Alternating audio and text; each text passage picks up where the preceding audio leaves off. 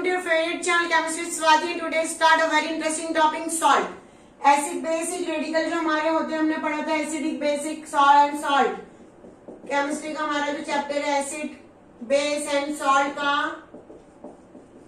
सबसे important topic आज हम पढ़ने जा रहे हैं सॉल्ट. क्या होता है सॉल्ट? सॉल्ट कैसे बनता है? All of you know how to salt is form. Salt is form by the reaction of neutralisation. सबको पता है कि न्यूट्रलाइजेशन एक रिएक्शन होती है.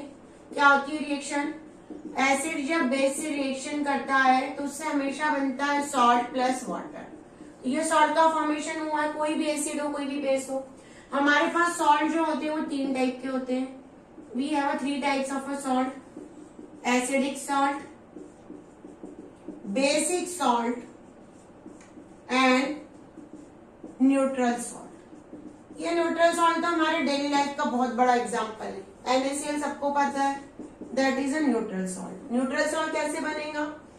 स्ट्रॉन्ग एसिड और स्ट्रॉन्ग बेस से जो रिएक्शन होगी उससे जो सॉल्ट बनेगा उसको हम बोलेंगे न्यूट्रल सॉल्ट. कैसे बनता है सबको पता है. NaCl कैसे बनता है? HCl plus NaOH. उससे बना है NaCl प्लस H2O. ये न्यूट्रल सॉल्ट है. बेसिक सॉल्ट में वीक एसिड रहेगा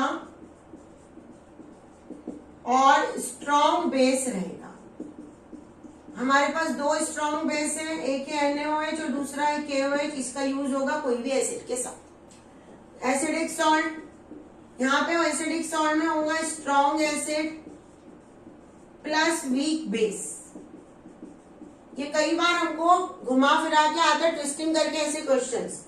एसिडिक सॉल्ट में कौन कौन से एसिड यूज कर सकते हैं? HCl, HNO3 और H2SO4.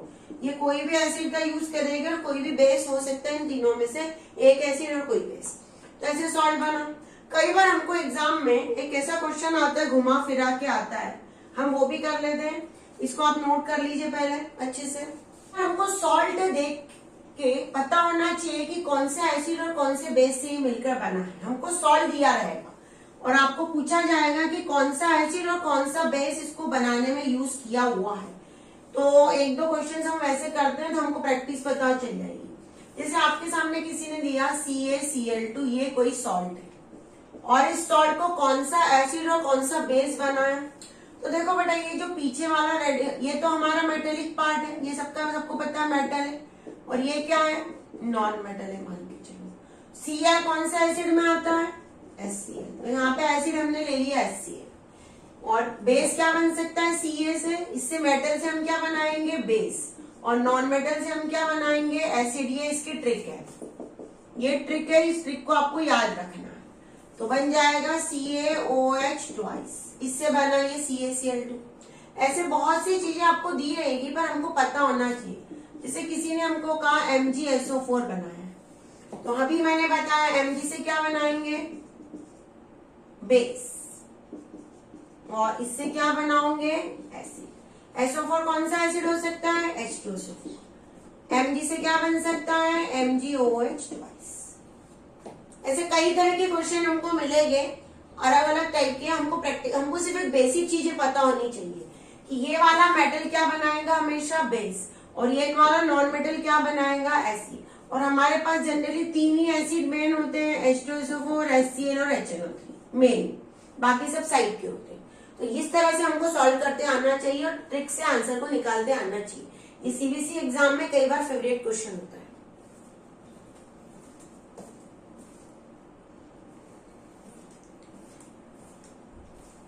सॉल्ट जो चाहे हमारा, सॉल्ट जो टॉपिक है हमारा, अब हम जो इम्पोर्टेंट हमारा जो टॉपिक है सॉल्ट को स्टार्ट करने जा रहे हैं. तो हमारे सिलेबस में जो भी सॉल्ट दिए हैं CBSE की, हमारे CBSE में NCERT के अकॉर्डिंग ये बहुत इंपॉर्टेंट टॉपिक है सॉल्ट. इससे आपको ट्विस्टिंग वाले क्वेश्चन जरूर आते हैं सॉल्ट से. सॉल्ट से कैसे क्वेश्चन आते हैं? Twisting question. ये याद रखना. और उसके लिए हमको हमेशा ट्रिक पता होनी चाहिए और दूसरा कंसेप्ट हमारा अच्छा होना चाहिए, तभी हम ऐसे क्वेश्चन को कर पाएंगे. अब सॉल्ट कैसे क्वेश्चन आते हैं सॉल्ट से, ये देखो कि किस टाइप के क्वेश्चन सॉल्ट से आएंगे. ध्यान दो. जैसे हमारा एक सबसे इंपॉर्टेंट होता है NaOH. क्या होता है? NaOH. ये भले सॉल्ट में नहीं है लेकिन ये बहुत इंपॉर्टेंट टॉपिक है. इसको क्या बोला जाता है? इसको बोला जाता है कास्टिक पोटाश। ये इसका कॉमन नेम है। हमको जो भी चीज पढ़ रहे हैं उसकी सबकी कॉमन नेम पता होना चाहिए। उसके बाद इसका केमिकल नेम है सोडियम हाइड्रोक्साइड। क्या है इसका केमिकल नेम? इसका केमिकल नेम है सोडियम हाइड्रो ऑक्साइड। अब इसको किस वे में बनाया जाता है? तो इसको एक बहुत important matter chlor alkali process, chlor alkali process से इसको बनाया जाता है। इसको वेरी इंपॉर्टेंट मेथड में कंसीडर किया गया है। अब ये क्लोर एल्कली प्रोसेस क्या होती है और क्यों बनाते हैं? इसके लिए हम यूज करते हैं यहाँ पे ब्राइन का। अब ब्राइन क्या होता है? Concentrated solution of NaCl। ये हमको याद रखना है कि NaCl का कॉन्सेंट्रेटेड सॉल्यूशन ही कहलाता है ब्राइन, BRINE, ब्राइन। NaCl ले लिया, वाटर रहेगा, एसिड है, इसका करेंगे हम इलेक्ट्रोलिसिस। क्या करेंगे? इसका इलेक्ट्रोलिसिस। जब इसका इलेक्ट्रोलिसिस हम करेंगे तो यहाँ पे हमको मिलेगा NaOH plus H2 plus Cl2। Balance कर ली मैंने रिएक्शन। बैलेंस तो होनी चाहिए, आपको पता है सब रिएक्शन ये हो गई balance. NaOH H2 plus Cl2। यहाँ पे तीन चीजें हमको मिली है, NaOH मिला, H2 मिली गैस और Cl2 गैस मिली। अब ये मैंने जो भी बताया कि इस रिएक्शन को क्लोर एल्कली प्रोसेस क्यों कहते हैं। आप लोगों को सभी को पता है कि एल्कली किसको बोलते हैं? What is the meaning of alkali? Base which is soluble in a water, base which is soluble in water. वो बेस जो वाटर के अंदर सॉल्युबल है उनको हम कहते हैं alkali. NaOH is also alkali, तो हमको यहाँ पे एक एल्कली मिला। क्लोर का मतलब होता है क्लोरीन मिला, इसीलिए इस प्रोसेस को कहा जाता है क्लोर एल्कली प्रोसेस। क्लोरीन भी मिला और एल्कली भी मिला। इस प्रोसेस में हमको तीन प्रोडक्ट मिले हैं। अब ये प्रोडक्ट कैसे मिलते हैं? इलेक्ट्रोलिसिस का हम चैम्बर बना के उसका सेटअप डायग्राम बना के भी देख लेते हैं कि कौन सी चीज कहाँ मिलती है और इनके यूजेस भी आते हैं। ये इसकी केमिकल रिएक्शन है जो कि एग्जाम के लिए इंपॉर्टेंट है, कई बार हमको 3 मार्क के क्वेश्चन में आती है। इसको नोट कीजिए।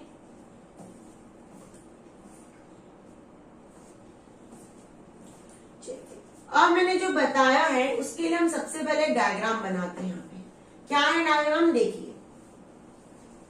C diagram. सबसे पहले हम एक चैम्बर लेंगे, एक कंटेनर लिया। इस कंटेनर के अंदर हमने यहाँ पे 2 रॉड लगा दी। एक बिहेव करेगी कैथोड, दूसरी बिहेव करेगी एज अ एनोड। यह है नेगेटिव टर्मिनल, यह है पॉजिटिव टर्मिनल। नेगेटिव टर्मिनल में क्या होता है? हमेशा कैथोड होता है। पॉजिटिव टर्मिनल में क्या होता है? एनोड होता है।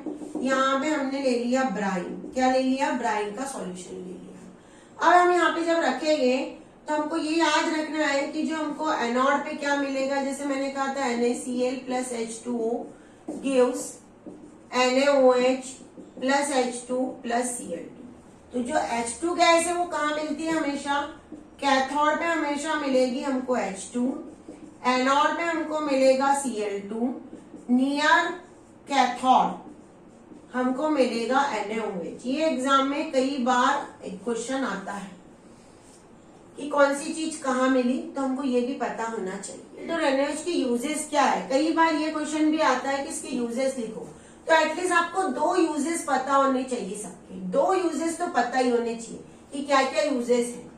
जैसे हमको किसी ने कहा कि H2 का यूज क्या है, तो H2 का सबसे इंपॉर्टेंट यूज है यूजेस मैं लिख के दे रही हूँ। फर्स्ट यूजेस इसका एप्लीकेशन या यूजेस है H2 का in the rocket fuel. Rocket fuel में इसका यूज किया जाता है। सेकंड यूज का यूज है इन the formation of ammonia. Ammonia के फॉर्मेशन में, इन द फॉर्मेशन ऑफ अमोनिया में इसका यूज किया जाता है। थर्ड इसका, इसको नोट कर लीजिए सब लोग, थर्ड इसका यूज है HCl जो हाइड्रोक्लोरिक एसिड होता है उसके फॉर्मेशन में भी इसका यूज किया जाता है। इन the formation of HCl, HCl में इसका यूज किया जाता है। ये H2 का यूज हो गया। Cl2 का यूज, Cl2 क्लोरीन गैस है, डिसइंफेक्शन के लिए, स्लाइस करने के लिए इसका यूज किया जाता है स्विमिंग पूल में। It is used in swimming pool to disinfection of water, water के वो डिसइंफेक्शन करने के लिए या प्योर करने के लिए इसका यूज बहुत इंपॉर्टेंट है। HCl के फॉर्मेशन में, formation of HCl, formation of HCl में भी इसका यूज किया जाता है। अब है NaOH का यूज कि भाई NaOH जो बना रहे क्या यूज किया होता है NaOH का। तो सबसे पहले ये एक डिटर्जेंट के रूप में इसका यूज किया जाता है, soap and detergent in the formation of shop and detergent, detergent और सॉप के फॉर्मेशन में इसका यूज किया जाता है।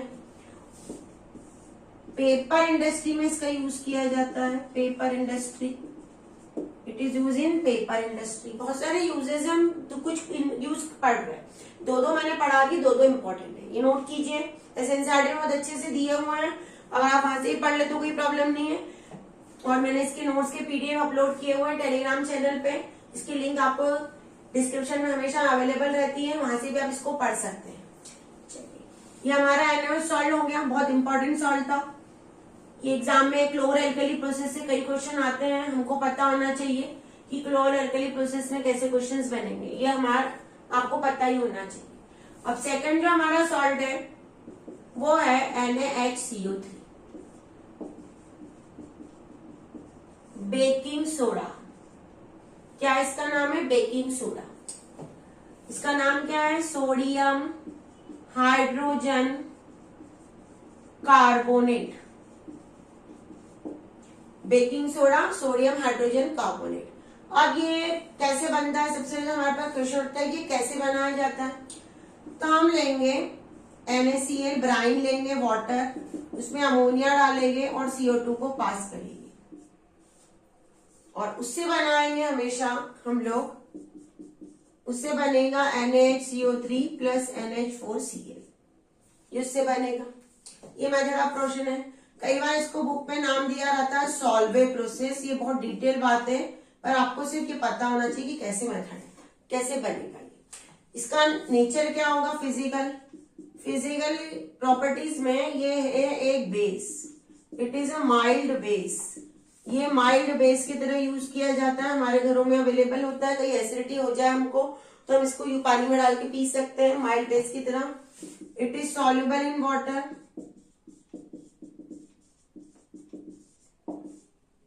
It is a white crystalline substance, it is white crystalline substance. ये व्हाइट कलर का पाउडर होता है एक तरह से।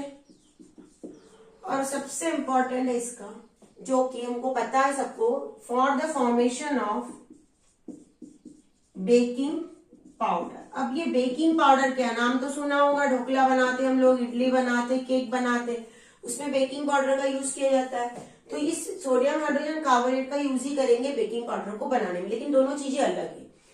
इसको नोट कीजिए, सबका नोट हो गया? ओके। अब कैसे इसका यूज किया जाता है बेकिंग पाउडर को बनाने में, ध्यान दीजिए। बेकिंग पाउडर जो होता है उसके अंदर सोडियम हाइड्रोजन कार्बोनेट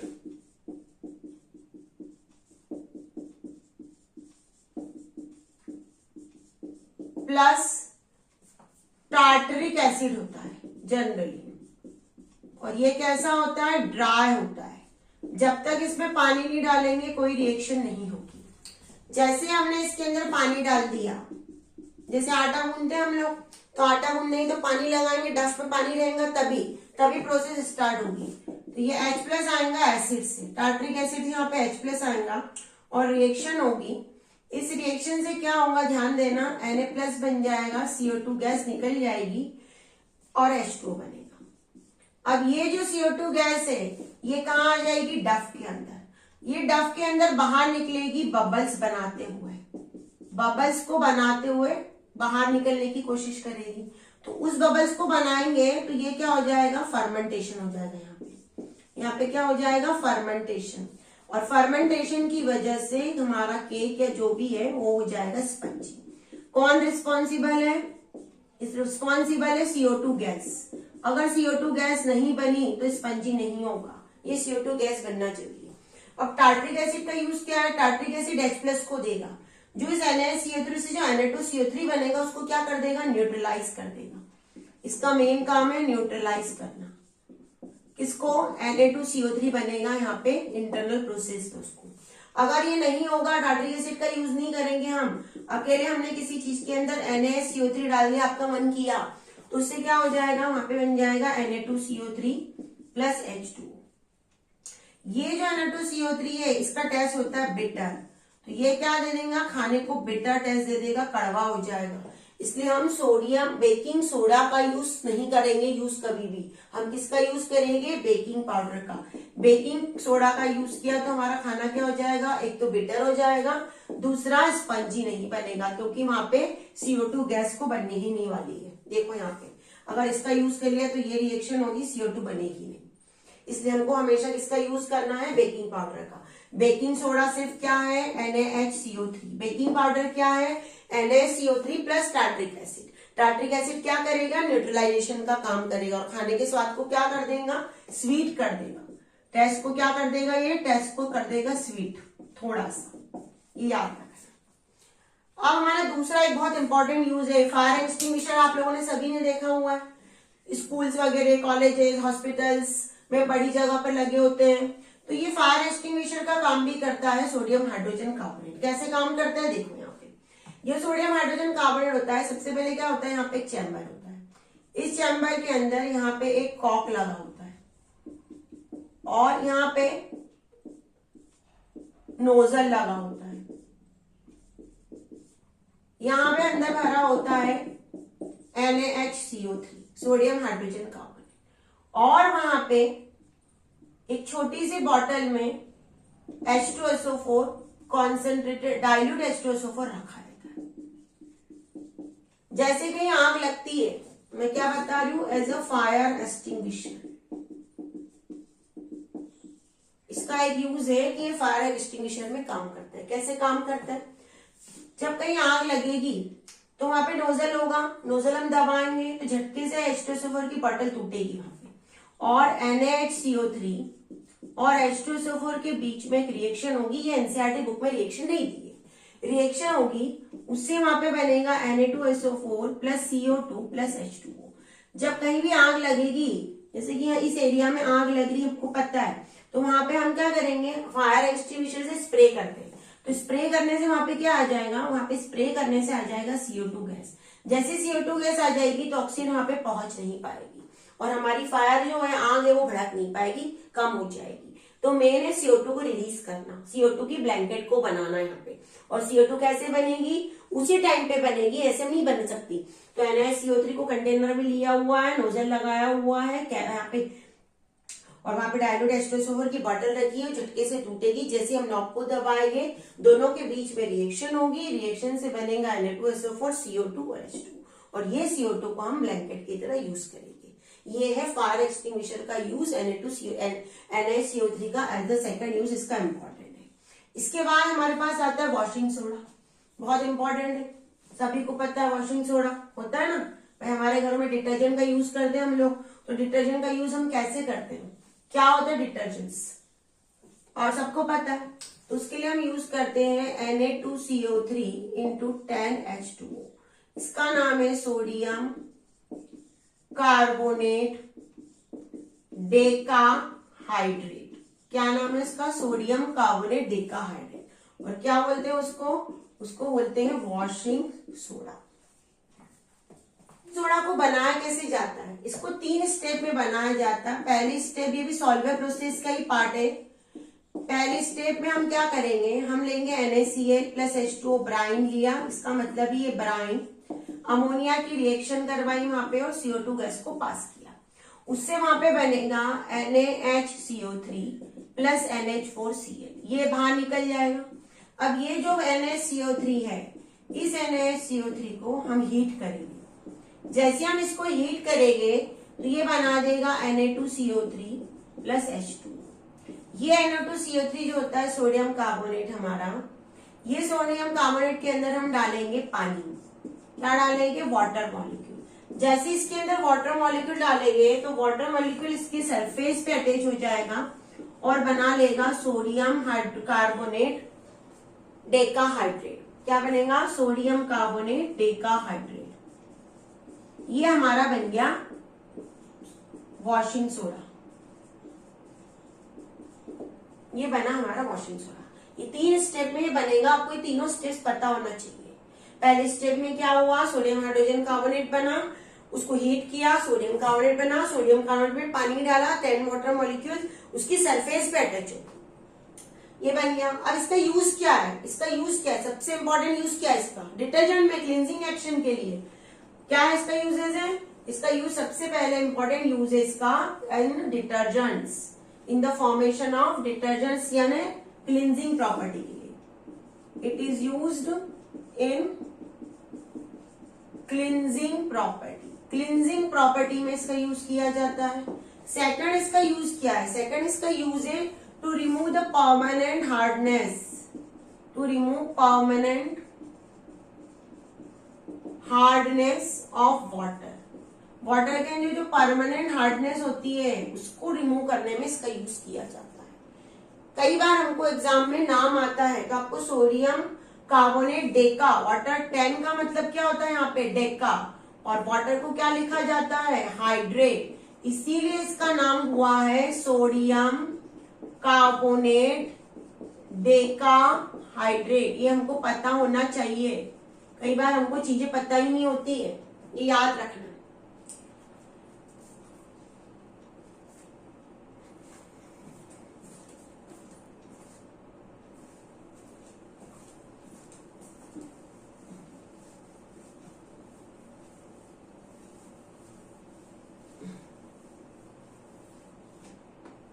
अब इसके बाद एक इंपॉर्टेंट सॉल्ट आता है हमारे पास, ब्लीचिंग पाउडर। नाम आप लोगों ने शायद सुना होगा, लॉन्ड्री में इसका बहुत यूज किया जाता है।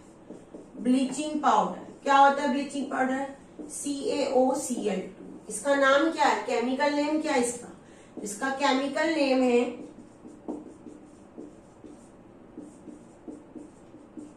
Calcium oxychloride. इसका केमिकल नेम है कैल्शियम ऑक्सीक्लोराइड। इसका मेन काम होता है ब्लीचिंग एक्शन में यूज। इसका मेन यूज क्या होता है? Bleaching action. लेकिन ये बनता कैसे है? पहले तो इसकी मेथड ऑफ फॉर्मेशन हमको पता होनी चाहिए कि कैसे बना है। मेथड ऑफ फॉर्मेशन में सबसे पहले हम लेते हैं CaOH ट्वाइस, कैल्शियम हाइड्रोक्साइड पे क्लोरीन की रिएक्शन करवाएंगे हम, उससे बनेगा CaOCl2 प्लस H2, यहाँ पे अलग बन जाएगा। ये हमारा बना ब्लीचिंग पाउडर।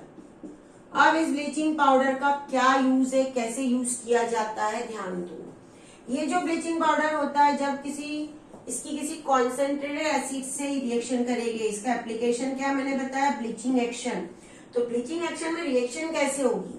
ये CaOCl2 की किसी भी कॉन्सेंट्रेटेड H2SO4 या डाइल्यूट H2SO4, दोनों H2O4 से रिएक्शन करवाएंगे तो उससे बन जाएगा CaSO4 प्लस यहाँ पे निकलेगी Cl2 gas plus H2O water.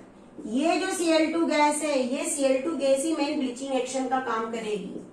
क्या करेगी? ये मेन ब्लीचिंग एक्शन का काम करेगी। लेकिन हम Cl2 को स्टोर नहीं करके रख सकते हैं। तो Cl2 को स्टोर करते हैं हम ब्लीचिंग पाउडर के वे में।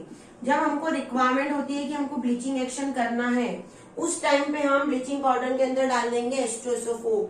जैसे हम H2SO4 इसके अंदर डालेंगे, ये पूरी की पूरी क्लोरीन क्या हो जाएगी? रिलीज हो जाएगी यहाँ पे, और ये क्लोरीन ही काम करेगा ब्लीचिंग एक्शन का।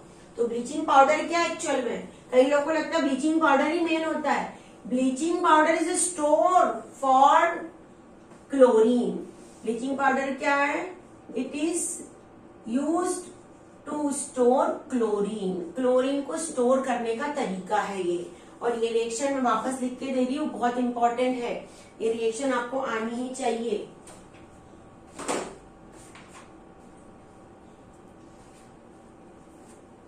ये रिएक्शन क्या है? CaOCl2, इसके अंदर डालेंगे H2SO4।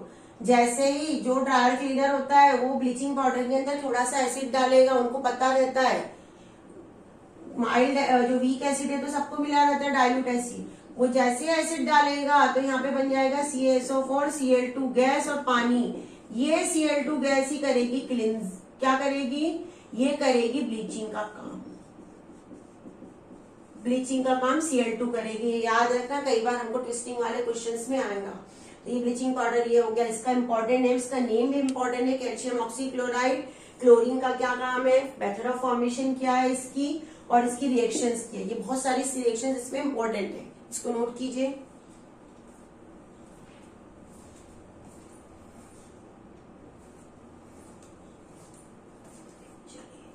अब आज की डेट में तो हम लोग बहुत पीओपी का नाम आप लोगों ने सभी ने सुना, घर में हम पीओपी करवाते हैं, मतलब घर डेकोरेशन किया जाता है, बहुत अच्छा लगता है उसकी वजह से। तो ये पीओपी क्या होता है, तो एक होता है हमारा प्लास्टर ऑफ पेरिस।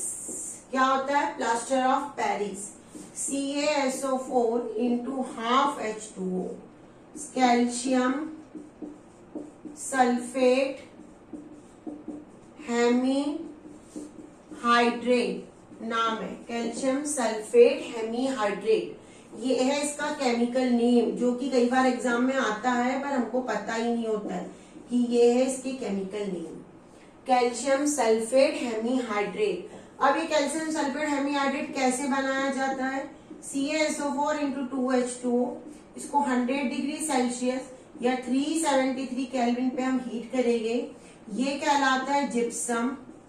इस जिप्सम को जब हम हीट करेंगे तो यहाँ से आधा मॉलिक्यूल वाटर इसके साथ अटैच होगा और बाकी का 1.5 मॉलिक्यूल निकल जाएगा वाटर, ये बनेगा प्लास्टर ऑफ पेरिस हमारा। अब हमारे पास एक चीज बहुत ध्यान देने की है, अगर हमने टेम्परेचर को 100 डिग्री सेल्सियस से अबोव कर दिया, अगर हमने टेम्परेचर को 100 डिग्री सेल्सियस से अबोव कर दिया तो CaSO4 2H2O में से क्या हो जाएगा, पूरा के पूरा पानी निकल जाएगा और ये वह कहलाता है डेड बर्न्ट प्लास्टर। इसको क्या बोलते हैं, डेड बर्न्ट प्लास्टर। ये कुछ भी काम का नहीं रहता है, पूरा पानी निकल गया अगर तो ये कहलाएगा डेड बर्न्ट प्लास्टर। अब इसका यूजेस क्या है, ये पहले 100 डिग्री सेल्सियस का चीजें याद रखना, इसमें सब इंपॉर्टेंट चीजें बता देती हूँ मैं आपको। ये रिएक्शंस याद करना, 100 डिग्री सेल्सियस पे रिएक्शन होगी, ये याद रखना। अगर 100 के ऊपर बन गई तो पूरा पानी निकल जाएगा और ये कहलाएगा डेड बर्न प्लास्टर। इसका यूजेस तो हमारे डेली लाइफ में कही है, मूर्तियां जैसे स्टेचूज को बनाने में इसका यूज किया जाता है, घर के डेकोरेशन में इसका यूज किया जाता है, कहीं लिंकेज हो तो लिंकेज को क्लियर करने के लिए, सीलिंग को सही करने के लिए इसका यूज किया जाता है, और इसका यूज एक होता है फ्रैक्चर में बोन्स को करने के लिए, ठीक।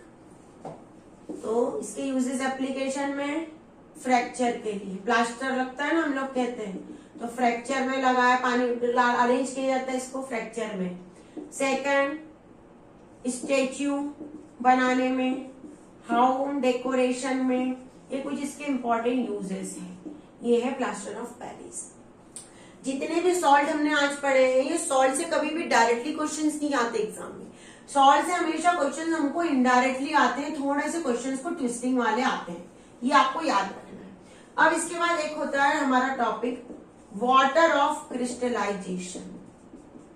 वाटर ऑफ क्रिस्टलाइजेशन का मतलब होता है जो वाटर होता है वो क्रिस्टल की सरफेस पे अटैच हो जाता है, उसको डिसॉल्व नहीं करता है, क्रिस्टल की सरफेस पे क्या हो जाता है, अटैच हो जाता है। जैसे हमारा ये कोई क्रिस्टल है, इस क्रिस्टल की सरफेस पे ही जाके ऐसे वाटर मॉलिक्यूल अटैच हो गई है, तो इसकी वजह से उसका शेप और उसका कलर चेंज हो सकता है। तो ये जो वाटर ऑफ क्रिस्टलाइजेशन होता है ये क्या देता है, ये क्रिस्टल को देता है कलर, और दूसरा ये क्रिस्टल को देता है शेप, डेफिनेट शेप। जैसे कि हमने कहा कि CuSO4 इंटू 5H2, ये copper sulphate, hydrated copper sulphate कहते हैं इसको, हाइड्रेटेड कॉपर सल्फेट। अब इस हाइड्रेटेड कॉपर सल्फेट का कलर जो होता है वो ब्लू होता है। अगर आप स्कूल में पढ़ते हो तो ये लैब के अंदर अवेलेबल होता है, इसका कलर बिल्कुल ब्लूइश होता है, स्काई ब्लू से भी ज्यादा। जैसे इसको हीट करेंगे तो ये पानी इसमें से निकल जाएगा और जो मिलेगा वो क्या हो जाएगा, व्हाइट कलर का हो जाएगा। तो यहाँ पे क्या कलर था, ब्लू, और यहाँ पे क्या कलर हो गया, व्हाइट। मतलब ये वाटर मॉलिक्यूल ने इसको क्या दे दिया, कलर दे दिया। अभी मैंने जो बताया गया तो कलर देगा या शेप देगा, ये एक्टिविटी इंडिकेट करती है। ये एक्टिविटीज लैब के अंदर भी करवाई जाती है। तो ये हमारा सॉल्ट वाला टॉपिक बहुत इंपॉर्टेंट है, इसको पढ़ते रहिए। अगर कोई डाउट है अगर, तो कमेंट्स बॉक्स आपके लिए हमेशा खुला हुआ है, उसमें अपने डाउट डालिए। और अगर डिफरेंट टाइप की क्वेश्चंस इसके लिए कीजिए आप। तो पढ़ते रहिए। और नोट्स आपके लिए अपलोड किए हुए हैं टेलीग्राम चैनल पे, उसकी लिंक आपको डिस्क्रिप्शन में मिलेगी।